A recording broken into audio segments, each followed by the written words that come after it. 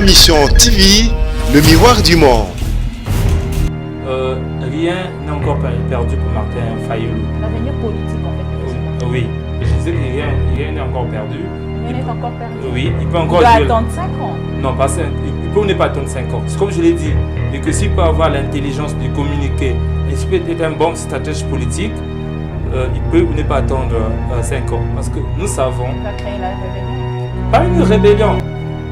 Écoutez, Félix, c'est lié avec Kabila. Qu'est-ce qu'on va attendre de mieux de Félix? Rien. Moi, Martin Fayulu, le lendemain des élections, je devrais me déclarer candidat élu de manière solennelle et faire pression à la CENI. Donc, pendant la période que la CENI, pendant cette période d'attente, la promotion des résultats provisoires par la CENI, en ce moment-là, je devrais communiquer au sein de la population, leur démontrer que ce n'est pas moi qu'on voit la victoire, mais c'est à vous qu'on voit la victoire. Donc, je devrais transformer la peur, évidemment, des Congolais, des armes de Kabila, au courage. Bravo, messieurs Kabila. Bravo, messieurs Félix Tshisekedi. Et voilà, les combats. Non, madame. D'ailleurs, je n'ai jamais été pro Martin Fayulu. Et aujourd'hui, je ne suis pas devenu pro Félix. D'ailleurs, je ne pourrais pas devenir pro Félix parce que pour moi, Félix n'a pas mérité la présidence. Ma Mission TV, le miroir du monde. Ici Ma Mission TV, votre chaîne d'information, Bibi Kapinga, votre servante à la présentation. L'actualité oblige. Aujourd'hui, on retourne encore pour vous informer et faire une grande analyse ensemble avec vous et notre invité sur le plateau pour découvrir vraiment les grands moments de cette prestation d'hier par le monsieur Félix Tshisekedi qui est notre 5e président. Et déjà tout à l'heure, je vous signale que je suis avec un messieurs Ramel Mingi qui... Je dis bonjour. Bonjour madame. Comment vous allez, messieurs Martin? Messieurs Ramel, comment vous allez? Oh, ça va par la grâce de Dieu. On a passé une grande émission ici. Le fan et les abonnés de Ma Mission TV vous a demandé de partout. Et aujourd'hui, on retourne sur cette actualité qui fait vraiment les shows de Kinshasa, de la RDC. Et voilà pourquoi j'ai voulu vraiment vous appeler encore pour leur part. Comment vous trouvez? Non, d'abord, je vous en remercie. Et ensuite, je profite de l'occasion pour remercier aussi des téléspectateurs qui nous suivent partout dans le monde. Et je leur remercie pour leurs commentaires et notamment aussi pour les critiques parce que les critiques nous amènent un peu à amender ou à changer notre manière de faire. Ok. Alors, je vous signale que M. Ramel, c'est un analyste politique d'abord, à côté, et un défenseur de droits de l'homme. Et je ne sais pas si je manque encore quelque chose. Non, vous avez tout dit. Je suis Mingi Ramel, analyste politique. Je suis défenseur de droits de l'homme et ses principes et évidemment de la démocratie. Merci beaucoup. Alors, monsieur Ramel, je veux qu'on passe directement à l'actualité. Hier, monsieur Félix Tshisekedi a prêté serment. Comment vous avez trouvé cet événement d'hier? Bon, oui. Il a prêté serment devant des grandes autorités diplomatiques, le président de la République comme de Kenya. Et de votre côté, comment vous avez trouvé cet événement? Surtout que c'est pour la première fois pour la RDC. En toute honnêteté intellectuelle, j'ai dit oui hier. Monsieur Félix Antoine a prêté serment en tant que président de la République. Donc, il devient officiellement le 5e président de la République. Rêve devient réalité. Oui, pour lui. Donc, en toute honnêteté intellectuelle, je voulais dire qu'il est devenu le 5e président de la République. C'est déjà fait. Hier, la cérémonie a été celle qu'elle était hier. Tous nous avons suivi. C'est vrai qu'on note un peu quelques à côté concernant un peu l'organisation, le protocole qui n'était pas trop professionnel, et puis évidemment l'incident qui fait parler de la cérémonie. Du président de la République. Oui. Donc, je disais que M. Félix Tshisekedi est officiellement le 5e président de la République démocratique du Congo. On doit l'accepter comme ça. Martin Fayulu, de ce pas, vient de perdre une fois de plus la bataille face à Félix, la bataille de la présidence, parce que tel que ce parti et tel que nous voyons la situation, c'est vraiment acté. Félix, c'est le président de la RDC. Et donc voilà. C'est tout ce que vous pouvez dire par rapport à cette cérémonie d'hier. Alors, par rapport au malaise de monsieur le président de la République, on peut dire attaque ou malaise? Pas attaque, malaise, mais c'est dû au manque de professionnalisme de l'équipe de l'organisation ou encore de l'équipe qui est autour monsieur Félix. Je ne suis pas médecin, avec peu de connaissances que j'ai, de la culture générale évidemment, je pense que c'est dû au gilet pare-balles qu'il avait porté. D'abord, pour moi, ce gilet pare-balles n'était pas de sa taille, donc en conséquence, ça l'a bloqué et ça empêchait la circulation sanguine au niveau du cerveau, parce que nous envoie un nerf, c'est que j'ai oublié le nom. Ce nerf-là alimente le cerveau par le sang, et lorsque le sang ne monte pas bien au niveau du cerveau, en conséquence, non seulement on a perte de vue et on perd connaissance. Généralement, ça va entre 10 secondes et 1 minute. Et dans le cas échéant, ça fait moins d'1 minute et je pense que c'était un problème de circulation sanguine. Ce n'est pas comme lui me l'a dit que c'est dû soit au surménage ou encore à l'émotion. Si c'était dû au surménage, cela ne devrait pas durer moins d'1 minute. Vraiment, c'est quelque chose de 2 heures. Parce que le surménage, c'est dû au manque d'oxygène dans le sang. Et lorsque vous êtes surmené parce que vous n'avez pas assez d'oxygène dans le sang, en ce moment-là, il faut une thérapie adéquate qui prend 2 heures, voire même des jours, pour vous rétablir, pour vous mettre au point. Et là, vous avez vu que c'est quelque chose de quelques minutes. D'abord, lui-même s'est vite rétabli. Comme je l'ai dit, que la perte de connaissance n'a duré que moins d'1 minute.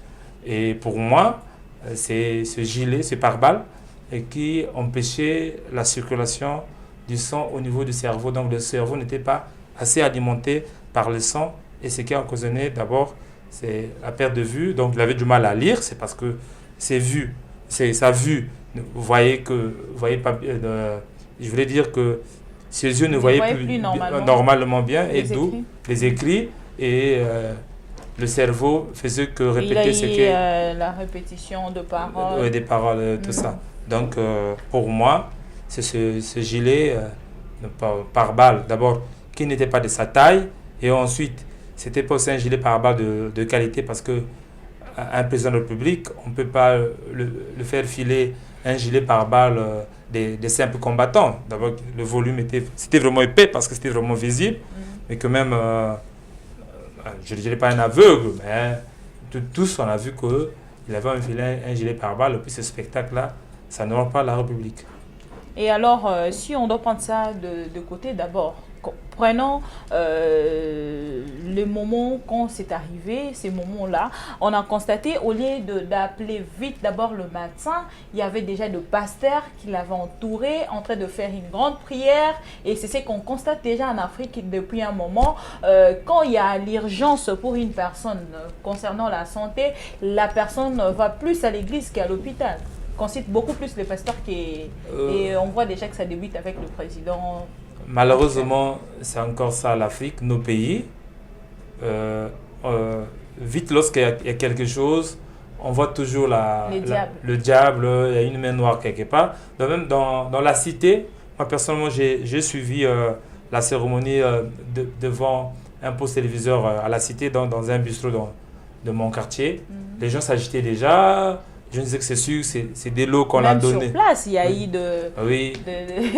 c'est des lots que... de Congolais, la population a commencé déjà à réclamer avec une grande chanson de dire que Boko Bomabi Sognon sur les lots, voilà.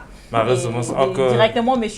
Kabila Kabongi aussi était déjà mal à l'aise quelque part parce qu'il a essoufflé pendant la parole de M. Félix Tshisekedi il y a 10 ans, comprenez mon émotion, comme a dit un président dans l'époque. Oui, comme on dit, je crois que c'est Kofi Olomide qui l'a chanté, Koseka Motako Inavelo, avait dit qu'après ce malaise-là, bon, il fallait rattraper ça. C'était le rire de quelqu'un qui est tombé sur un vélo, donc il fallait trouver des justes mots pour expliquer un peu ça. D'abord, les justes mots, mais qui n'a pas collé avec la réalité. Bon. Et puis à un moment, on a constaté la présence de Monsieur Vital Kamerhe derrière Monsieur le Président, en train de souffler Nabato sécurité. Et puis à un moment, on a constaté, on a commencé à tirer de papier. Il y a discours qui était sur la table de Monsieur le Président, juste pour lui dire qu'il devait déjà arrêter parce que la santé avait dérangé. Oui, et c'est là encore tout à l'heure quand je disais que la cérémonie a eu ses à côté, notamment, des petits coins. Notamment avec le protocole. Le protocole n'a pas vraiment, n'était pas bien rouillé.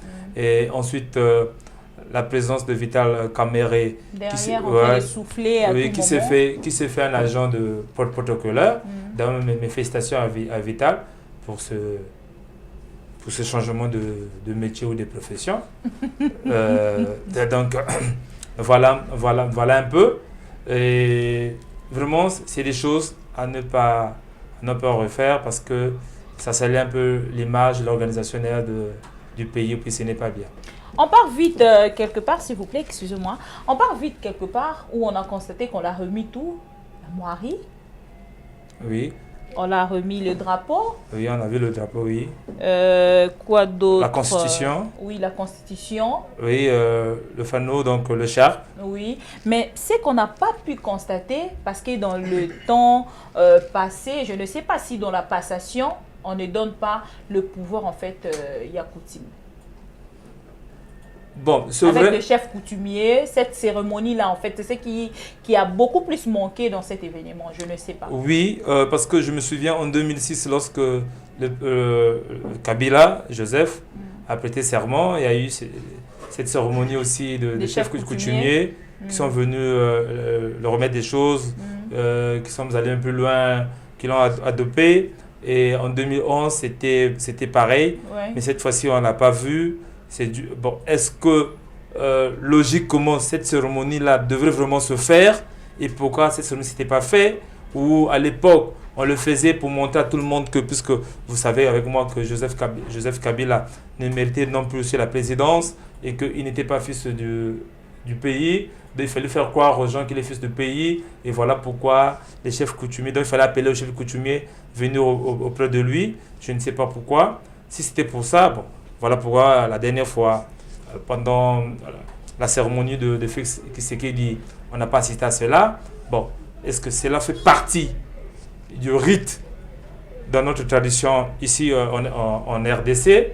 Mais pourquoi cela n'a pas eu lieu? Est-ce que, entre guillemets, ça ne veut pas dire qu'on l'a seulement donné le pouvoir sur le papier, mais le pouvoir spirituel, elle n'a pas remis parce que... C'est toujours entre les mains de M. Kabila reste... Ils vont le faire hors et caméra. C'est fort probable parce que la dernière fois, je vous avais dit que le vrai dauphin de Kabila, c'est Félix. D'abord, la suite des événements nous ont démontré que, évidemment, que le vrai dauphin de Kabila, c'est Félix. Nous avons vu, d'abord, lorsqu'il y a eu l'audience de la Cour... Lorsqu'il y a eu l'audience de la Cour constitutionnelle, il y a un des candidats malheureux qui avait fait un exposé vraiment brillant, qui a démontré que la CENI a organisé ces élections anticonstitutionnellement, donc qui demandait même que ces élections soient annulées. Et les éléments juridiques présentés par ces candidats malheureux, c'était vraiment fondamental. Donc ça nous a mené carrément à l'annulation de l'élection, parce qu'on ne peut pas comprendre la CENI qui, une entité de la République, n'a pas pouvoir, c'est pas le législateur, n'a pas pouvoir de dire à qui que ce soit de ne pas voter. C'est la Cour constitutionnelle ou encore le législateur, donc l'Assemblée nationale, qui peut décider à tel Congolais, à tel individu de ne pas voter. Lorsque nous savons que nos compatriotes de Béni avaient leur carte d'électeur enregistrée dans la liste électorale, donc Nanga, de manière unilatérale comme ça, décide que cette partie du pays ne puisse pas voter. Donc, disons que ça, montré que ces élections-là étaient entachées d'irrégularité. Ensuite, il y a d'autres détails qu'il avait évoqués lors de sa plaidoirie. Si vraiment le pouvoir en place n'avait pas signé un accord dans l'obscurité avec Félix, il y avait tous les éléments nécessaires pour faire annuler les élections. D'ailleurs... Parce qu'il n'y a pas de preuves, M. Ramel, on ne peut pas rester là-dessus. Retournons à notre sujet, sinon on va se perdre. Donc, comme tout à l'heure, on disait sur le malaise de M. Félix Tshisekedi, comme on constate déjà, le moment là, il y a coutume. Et ça l'a quitté, c'est-à-dire avec le chef coutumier, ainsi de suite. Est-ce qu'on ne peut pas se dire qu'il n'était pas protégé parce qu'on avait déjà tout remis, mais cette cérémonie-là, absence nango et koko zalate qui a qui attaque moko spirituel parce que à ce moment-là à comment qui déjà président il venait déjà de prêter serment. On peut se dire aussi azuba attaque moko peut-être spirituel parce que constatant directement que pasteur entouré ils ont commencé une grande prière, c'est que eux aussi ils ont senti quelque chose. Bon, moi je suis rationnel, je suis scientifique, je vous ai donné point de vue. Oui, la vraie raison scientifique, la raison scientifique qui peut expliquer ce perte de mémoire de M. Félix. Donc, le reste, je ne suis pas dans la magie, pour en savoir. Peut-être, c'est aussi possible parce que on connaît le pouvoir des Kabila, ils sont capables de tout. Hein. On te donne le pouvoir la journée, mais on ne t'a pas donné le pouvoir la nuit. Et d'abord, c'est ce qui se fait. Donc, peut-être possible. Merci beaucoup. Alors, monsieur Mingi, les temps forts de cette cérémonie, où la population congolaise, Bazala Kiwana, un grand public, il y a RDC, Bazala Kiwana pour adorer vraiment cet événement-là parce que c'est là qu'il y a événement et on a constaté la présence de tous les Congolais au Balinga qui bazala qui l'invitation mais bousquila qui quand même sécurité et coca qui dissouté jusqu'à ce qu'il y ait un côté kati et puis comment on a événement voilà. Oui, votre temps fort en fait. Oui, le temps fort de la cérémonie. Moi, ce que j'ai retenu, c'est que j'ai vu d'abord, chose incroyable, c'est Kabila lui-même qui remet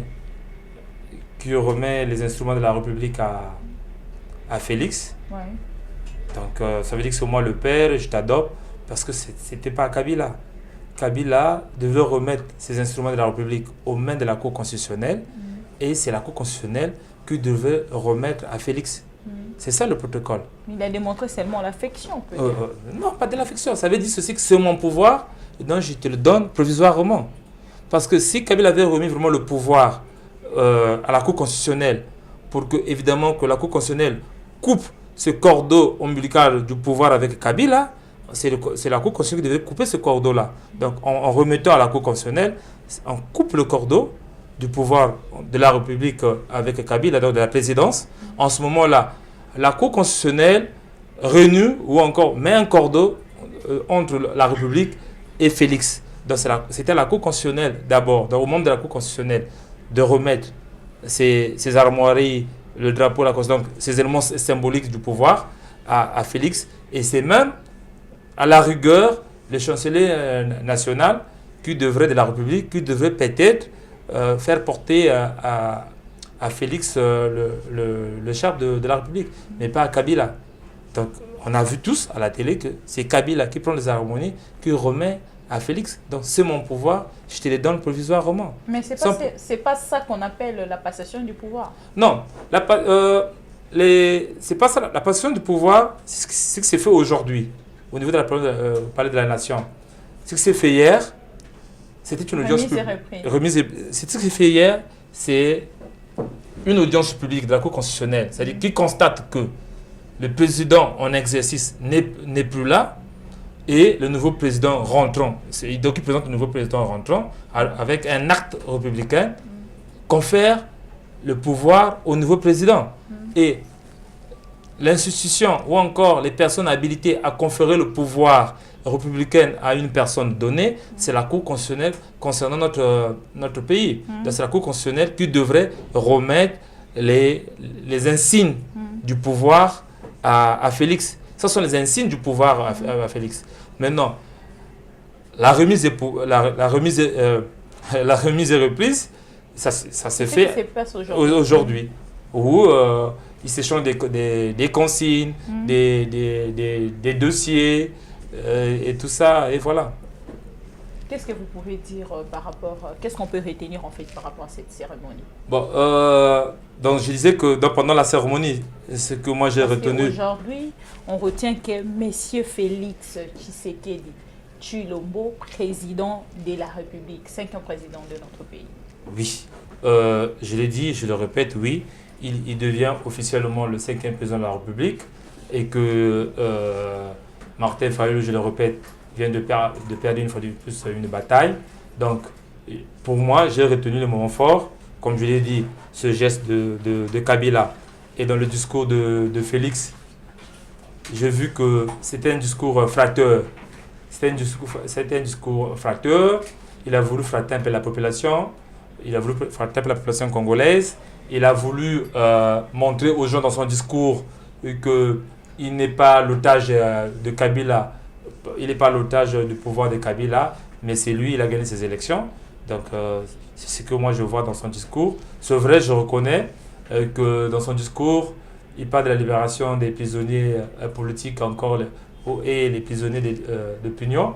Ça, c'est une bonne chose. Dans son discours, il rend hommage à Kassavo. Ça, j'ai aimé personnellement. À Mobutu et à Kabila père. Bon. À Kabila fils, il a rendu ce hommage, mais c'était pas aussi trop solennel, trop vif. Bon, je comprends comme je viens de le dire. Il a voulu montrer aux gens hier qu'il n'est pas le dauphin de Kabila et qu'il ne sera pas dans l'ombre de Kabila. Donc voilà un peu. Bon, ensuite, il peint l'économie congolaise. Donc je suppose qu'il le connaît assez bien, l'économie congolaise. Et j'espère qu'il pourra faire quelque chose dans ce sens-là et le social. Le temps fort, moi je pensais que parce que hier vous étiez pro M. Fayulu, là où il a peut-être épinglé pour dire félicitations et il a remercié M. Martin Fayulu, na champ et à combat, bazala qui toujours ensemble naïe, ils ont bâti ensemble jusqu'à prendre cette chaise du pouvoir, c'est-à-dire il reconnaît M. Martin Fayulu comme un grand combattant de notre pays. Félix a voulu, par ce passage-là de son discours, Félix a fait le flatteur. Le flatteur, conscient qu'il était nommé par Kabila président de la République, conscient qu'ils ont volé la victoire du Congo, que les Congolais ont donnée à Martin Fayulu. Donc, c'est de la flatterie, c'est de la flatterie, c'est de la flatterie. Parce que si vous êtes conscient que cette personne-là, c'est un soldat du peuple, donc en conséquence, les élections du 30 décembre l'ont donné victorieux, il fallait céder la place. La meilleure façon de faire, c'était céder la place à Martin Fayulu. Parce que et monsieur Martin Fayulu et monsieur Félix Tshisekedi dépendaient tous de la CENI, de monsieur Nanga et la Cour constitutionnelle. Oui, c'est vrai, mais madame, je ne voulais peut-être pas revenir en arrière, mais comme je l'avais dit, je crois, dans votre émission ou dans d'autres émissions, que tous, d'abord, la CENI de Nanga montrait déjà des couleurs dès le début du processus qu'il devait travailler pour le pouvoir de Kabila, pas pour la démocratie, pas au service de la démocratie. Par là, vous voulez nous dire que M. Félix Tshisekedi ne puisse pas attendre de félicitations ou de remerciements de la part de M. Martin Fayulu? Oh non. Non, pourquoi? Parce que, laissez-moi vous dire, je reconnais, moi personnellement, je reconnais officiellement Félix, le 5e président de la République, parce que c'est un président de fait, il est là président. Bon, Martin Fayulu, il a commis des erreurs dans sa manière de faire, dans sa communication. Je l'ai dit la dernière fois, dans la dernière émission, que lorsque Martin Fayulu dépose le recours à la Cour constitutionnelle, qu'il devait faire un travail de fond, qu'il devait communiquer pour avoir gain de cause. Parce que s'il ne communique pas, il ne fait pas un travail au fond, il n'y aura pas gain de cause. Car ce pouvoir ne peut écouter que la voix de la rue, la voix de la force. Donc il devait travailler dans ce sens-là. Et Fayulu n'a pas travaillé dans ce sens-là, il a fait échec. Félix l'a gagné, cette bataille de la présidence, il est assis, c'est fini. C'est fini. Donc c'est à Martin Fayulu de féliciter Félix, qui est le 5e président, et à Martin Fayulu de se ranger dans les rangs des opposants, de continuer le combat. Tout n'est pas encore perdu. Il a encore de marge de manœuvre, si évidemment il peut changer sa façon de faire. Parce que moi je trouve que Martin Fayulu m'a déçu un peu, disons l'amour qu'on m'a déçu, parce que moi à leur place, je ne devrais pas amener ce combat-là comme ils ont amené. Vous avez vu que l'OUA et l'Union européenne et particulièrement la communauté internationale leur a retiré leur confiance. Ils ont remis la confiance à l'actuel président Félix parce qu'évidemment, ils ont compris, c'est vrai que c'est lui qui a gagné les élections, mais ils ont compris dans la pratique, il n'a pas assez communiqué, il n'était pas un fin stratège pour créer des malaises politiques qui devraient peut-être amener le pouvoir de Kabila de fraîchir ou encore qui devrait peut-être amener à ce que la Cour constitutionnelle puisse dire le droit comme il se doit. Monsieur Ramel, je vous trouve changeant parce qu'hier, dans une émission, vous étiez pro-Fayulu, mais aujourd'hui, on constate un grand changement de parole. Vous êtes devenu automatiquement pro-Félix Tshisekedi. Donc, c'est-à-dire, bravo, monsieur Kabila, bravo, monsieur Félix Tshisekedi. Et voilà, les combats. Non, madame. D'ailleurs, je n'ai jamais été pro-Martin Fayulu. Et aujourd'hui, je ne suis pas devenu pro-Félix. D'ailleurs, je ne pourrais pas devenir pro-Félix parce que pour moi, Félix n'a pas mérité la présidence. Du moins, pas de cette manière. Pas de cette manière. Moi, je suis un défenseur de la démocratie et de ses principes. Et c'est dans ce sens-là que si dans mes dires passés, on avait tendance à avoir une collaboration de Martin Fayulu parce que je me disais que c'était vraiment la bonne chose à faire. Et maintenant, en tant qu'intellectuel, les choses sont parties. Félix Tshisekedi, nommé président de la République par Kabila, il est assis. Hier, il a prêté serment. Et on a vu, toute la République était dans la quiétude. Moi, je m'attendais à des manifestations de gauche à droite, des manifestations qui devaient devenir des manifestations dans la ville de Kinshasa, dans les grandes villes de la République. Mais je n'ai pas vu ces manifestations. Je m'attendais à ce que Martin Fayulu devrait booster un peu sa veste pour qu'on sente un peu, pour créer ces malaises-là, pour qu'évidemment la cérémonie d'hier ne puisse pas se passer à la quiétude, qu'on sente que, évidemment, Félix ne méritait pas ça. Mais malheureusement, silence total, je dirais même silence radio. Et il a eu aussi peur de la CPI, c'est normal. Comment avoir peur de la CPI? Vous savez, le combat démocratique, notamment dans nos pays d'Afrique, ça se gagne au plus de sang. Je l'ai toujours dit, ça se gagne au plus de sang. Et ça ne se donne pas dans un plateau en or, ça se gagne au plus de sang. Et lorsque on est dans le combat politique, si on veut faire un combat politique dans le pays d'Afrique, on doit se dire dans la tête que ce combat politique ne peut se gagner qu'au plus de sang. Et d'ailleurs, depuis la nuit des temps, nous avons des martyrs qui sont tombés dans ce combat politique, qui ont donné leur sang pour ce combat politique, pour ce combat de la démocratie, ce combat où la population devait se prendre en charge, que c'est la population qui a le devoir d'élire ses présidents. C'est la population qui a pour mission de mettre en place l'homme qu'il faut. Et gloire à Dieu, Dieu a fait vraiment grâce. La passation du pouvoir s'est passée dans le calme, avec une grande grâce de voir que rien ne s'est passé, les sangs n'ont pas coulé. Merci beaucoup, M. Ramel Bingui. Nous sommes presque à la fin de cette émission, mais pour finir, je demande comment vous expliquez votre face à la désobéissance en fait de la population par rapport à ce que vous venez de dire, à la face de M. Martin Fayulu. Bon, moi, d'abord, comme c'est passé, je peux revenir sur ça.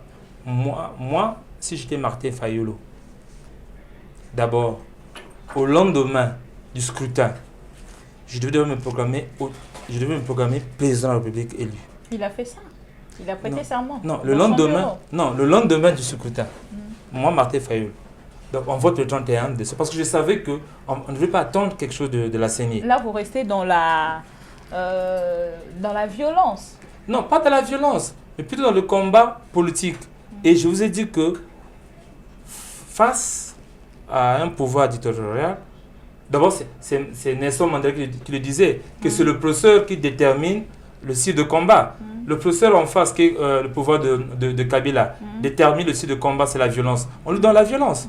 Donc, moi, Martin Fayulu, le lendemain des élections, je devrais me déclarer candidat élu de manière solennelle et faire pression à la CENI. Donc, pendant la période que la CENI, pendant cette période d'attente, la proclamation des résultats provisoires par la CENI, en ce moment-là, je devrais communiquer au sein de la population, leur démontrer que ce n'est pas moi qu'on voit la victoire, mais c'est à vous qu'on voit la victoire.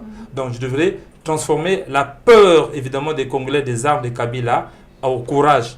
Donc, transformer cette peur-là que la population congolaise, parce que la plupart des militants de Martin Fayulu, qui sont, je reconnais que ces militants sont vraiment nombreux, à la différence des militants de Félix, de l'UDPS. Les militants de l'UDPS ne sont pas aussi nombreux qu'on peut le croire, mais ils sont mobilisés et mobilisables. C'est ça la différence. Ils ne sont pas nombreux, ils sont mobilisés et mobilisables. Mais par contre, les militants de Félix, de Martin Fayulu, ils sont nombreux, mais ils ne sont pas mobiles. C'est-à-dire, lorsqu'on leur demande de venir, ils ne viennent pas. Lorsqu'on a besoin d'eux, ils ne viennent pas. En ce moment-là, pourquoi? Parce qu'ils ont peur. Est-ce qu'ils se cachent dans leur veste de responsabilité? Je ne sais pas. En ce moment-là, il fallait communiquer à ce que cette peur qu'ils ont de se mettre dans la rue se transforme en courage. Et pour ça, il faut avoir des techniques, des stratégies de communication pour faire transformer cette peur-là. J'ai l'expérience et je sais de quoi je parle. On ne devait pas arriver là. Quel avenir donnez-vous à la politique en fait de messieurs Martin Fayulu? Bon, tel que ce parti, rien n'est encore perdu pour Martin Fayulu. L'avenir politique en fait de monsieur Martin. Oui, je disais que rien n'est encore perdu. Rien n'est encore perdu. Oui, il peut encore. Il doit attendre 5 ans. Non, il peut ne pas attendre 5 ans. C'est comme je l'ai dit, et que s'il peut avoir l'intelligence de communiquer, et s'il peut être un bon stratège politique, il peut ne pas attendre 5 ans. Parce que nous savons. Il va créer la rébellion. Pas une rébellion.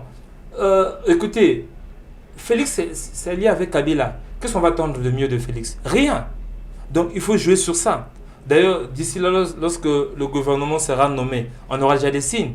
Et les 100 jours de Félix, je ne vois pas que Félix va nous présenter des choses comme il a dit dans son discours. Donc, avec ça, une bonne communication, des bonnes stratégies peut ramener à ce que la population puisse désavouer Félix et même les militants de l'UDPS, que je connais vraiment les combattants de la démocratie, lorsqu'on se rend compte que, qu'il m'excuse, il est devenu le président de la République, je vais le traiter de potin, que mon excuse. Donc, ils vont vite comprendre que Félix, ce qu'il dit, c'est un marionnette de Kabila, et ils vont changer. En ce moment-là, Martin Fayulu peut bondir sur l'occasion. Et ensuite, malheureusement pour lui, 5 ans après, je ne le vois pas qu'il soit encore à l'auteur qu'il était aujourd'hui, parce que 5 ans après, j'espère que peut-être que pour ça au moins, Félix va laisser à Katumbi de rentrer au pays librement. Et ensuite, il va changer la loi électorale qui va permettre à ce que Mbemba soit éligible en 5 ans. En ce moment-là, en toute honnêteté, Martin Fayulu devant Katumbi et Mbemba revenir dans la scène, il ne fera pas le poids. Donc, moi, à sa place, c'était l'occasion de faire de tout mon mieux, de faire un va-tout pour récupérer la victoire. Et malheureusement, qu'il n'a pas fait. Merci beaucoup, M. Ramel. Je vous en remercie. Un mot, en fait, à tous les téléspectateurs de la diaspora qui nous suivent de partout et à tous les abonnés de Ma Mission TV. Oui, aux amis de la diaspora, je vous dis d'abord merci. Continuez à suivre Ma Mission TV et que devant la caméra, je demanderai peut-être des excuses si peut-être que j'ai mal placé quelques mots. Vous n'assumez pas? Non, je demande des excuses. Non, parce que chacun peut se sentir un peu dans son amour intérieur blessé parce qu'il est militant. Parce qu'ici, nous en Afrique, nous ne sommes pas des militants, mais nous sommes des fanatiques. Donc, on suit notre leader comme des moutons. Donc, en conséquence, il peut y avoir des gens qui seront versés dans mes dires, qui me demandent, je demande des excuses, mais c'est la vérité, malheureusement, c'est ça. Consommer ça comme ouais, ça fait mal. Et à d'autres amis de la diaspora, nous sommes là, il faut nous soutenir dans le combat. Comme je l'ai dit, moi, je suis défenseur de la démocratie et de ses principes. Et je suis dans ça et que je suis même prêt à donner ma vie dans ce combat de la démocratie. Merci. Et donc, voilà, une fois de plus, merci à vous et bien des choses à vous aussi, madame. Merci beaucoup. C'était M. Amel Mingui. Je vous rappelle encore que c'est un analyste politique et puis défenseur des droits de l'homme. Pourquoi pas de la démocratie aussi. Merci de nous avoir suivis de partout. C'était bien moi, votre servante Bibi Kapinga, au micro de Kinshasa Analyse. Je n'oublie pas à remercier vraiment la grande équipe de Am TV. Je vois Richard derrière la caméra et également Steve Condé, les soldats de ma mission TV. On se retrouve prochainement pour un nouveau numéro et sur l'actualité, bien sûr, on ne manquerait pas de revenir. Merci.